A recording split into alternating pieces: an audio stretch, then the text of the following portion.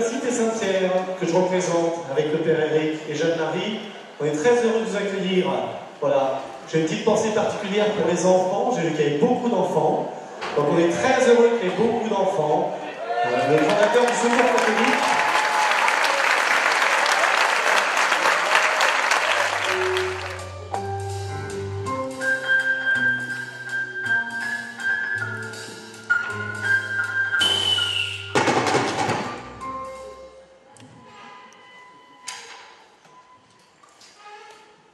Bonjour, mademoiselle.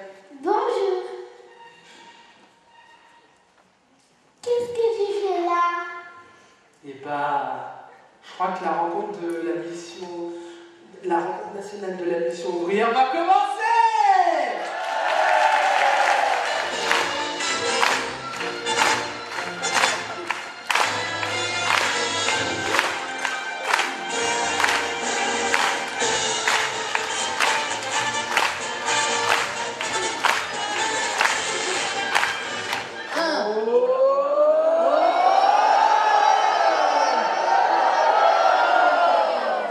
Élargis l'espace de ta tente. Mission ouvrière, nous avons tous notre place. Enfants, jeunes, adultes. Tous notre rôle à jouer.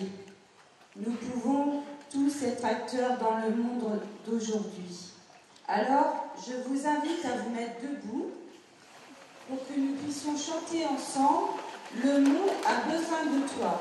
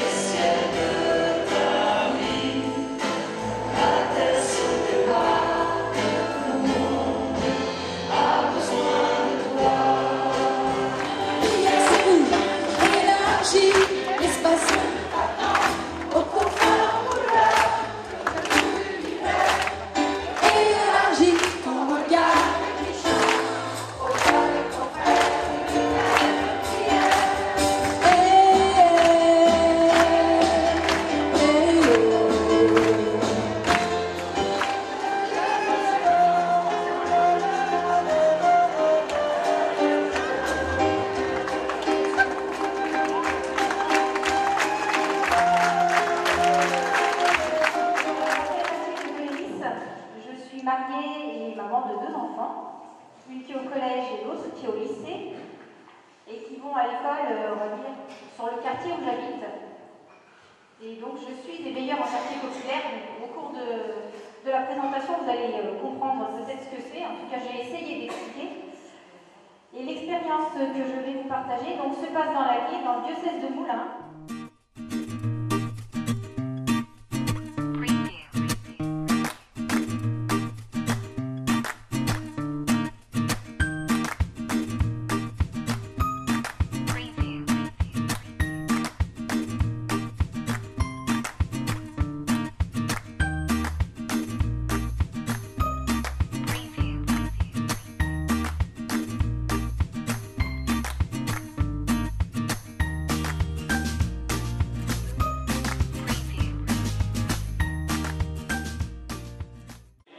La cause de la crise, ce sont des boucs émissaires.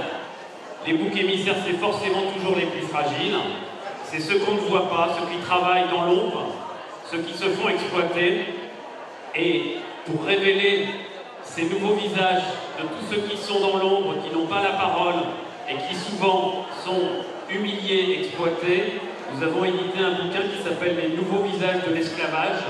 C'est un livre qui raconte la vie des travailleurs de l'ombre ou des travailleuses de l'ombre, de tous ceux qui arrivent, qui sont victimes des trafics d'êtres humains, qui travaillent comme domestiques, ou qui sont prostitués, ou qui sont forcés à manquer.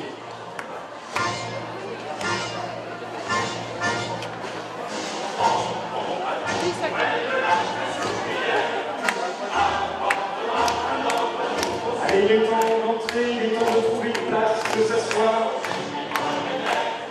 Dans une minute, nous lançons la journée.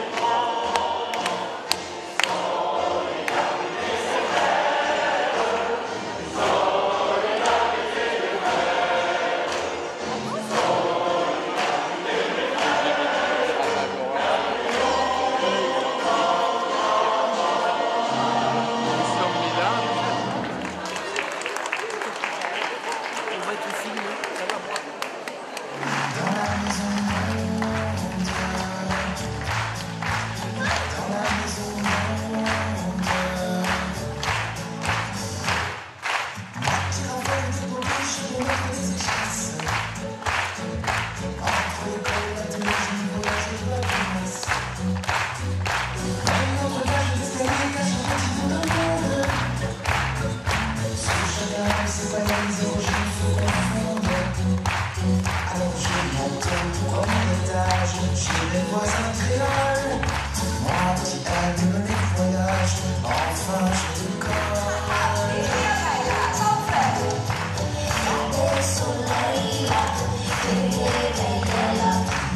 research and data fortune. La tête nous dit, le tout la pique. Mon cœur me dit, si la vie pas marche, aïe aïe aïe, il faudrait aussi. Aïe aïe aïe aïe. Moi qui rêvais de faire le tour de la terre en chanson, aujourd'hui je pars en 3 heures sans quitter les chaussons.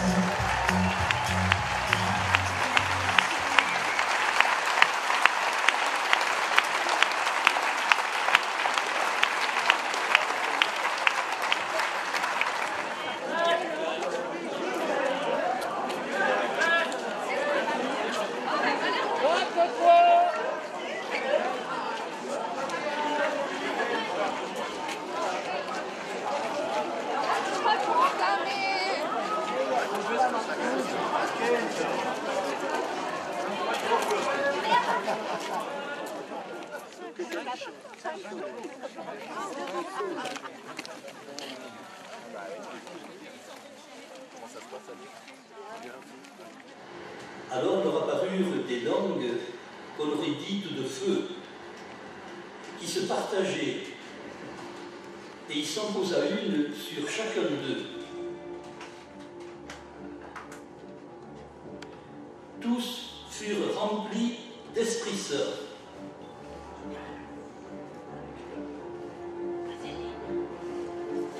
Ils se mirent à parler en d'autres langues, et chacun s'exprimait selon le don de l'Esprit.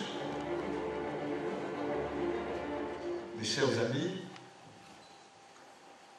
il n'est pas abusif de dire, me semble-t-il, que le principe fondateur de l'Église, dès le jour de la Pentecôte, a été l'élargissement d'une tente qui était au départ bien petite, bien étriquée, puisque son horizon ne débordait guère le monde juif, et encore un petit groupe de partisans qui avaient suivi Jésus.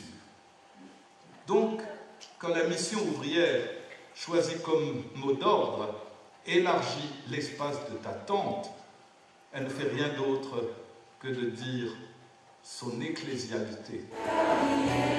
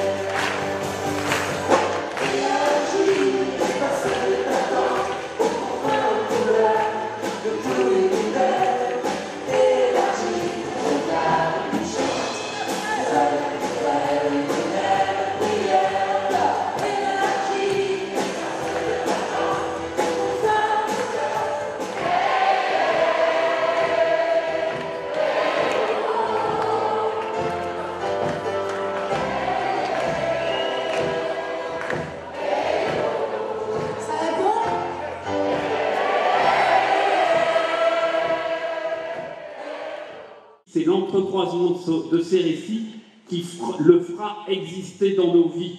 Et nous le découvrirons parce qu'il sera nommé, parce qu'il sera questionné, ce Dieu des récits bibliques. J'insiste sur raconter, parce que raconter, ça ne s'improvise pas, ça se travaille, et raconter, ça permet de faire surgir des talents enfouis, de faire surgir des paroles enfouies, ça permet de mettre en partage la fraternité.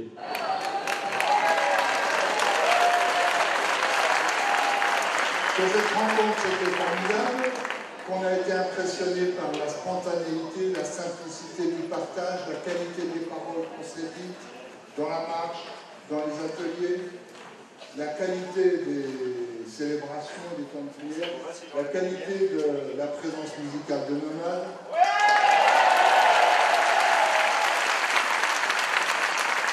Et qu'à partir de là, on a envie de remercier tout un tas de monde, qu'on va faire une seule fois en un seul applaudissement.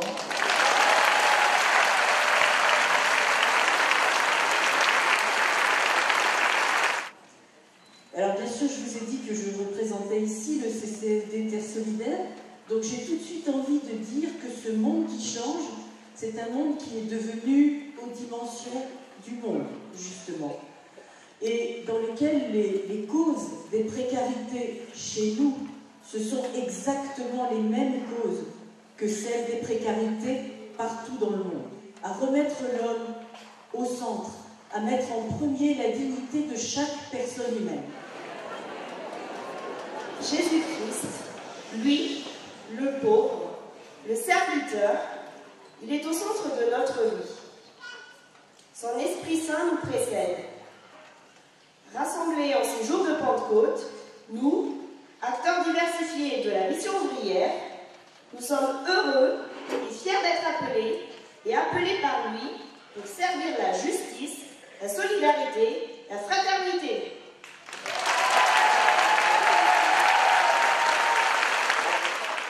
Riche de nos différentes générations, ici plus jeune, là plus ancienne, nous formons un peuple. Élargissons l'espace de notre temps aux privés d'emploi, aux précaires, aux étrangers, aux personnes qui ont une autre culture, une autre religion. La bonne nouvelle de l'amour de Dieu est aussi pour eux.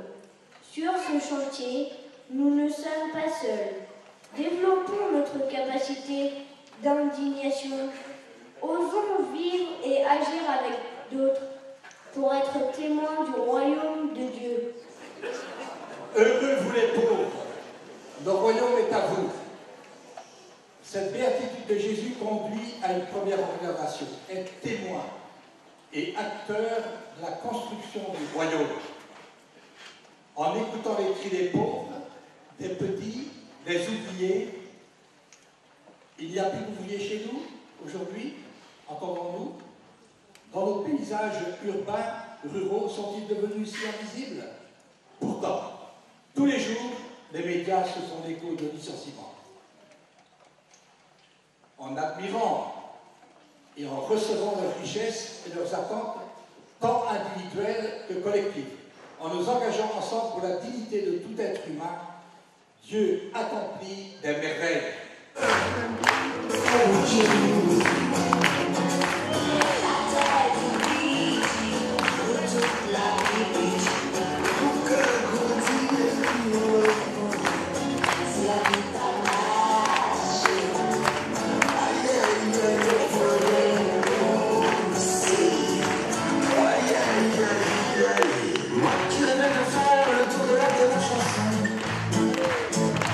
Aujourd'hui je pars en croisière sans quitter mes chaussons. Écoute les rires, les sons, les clameurs qui grondent. C'est une invitation à entrer dans la ronde.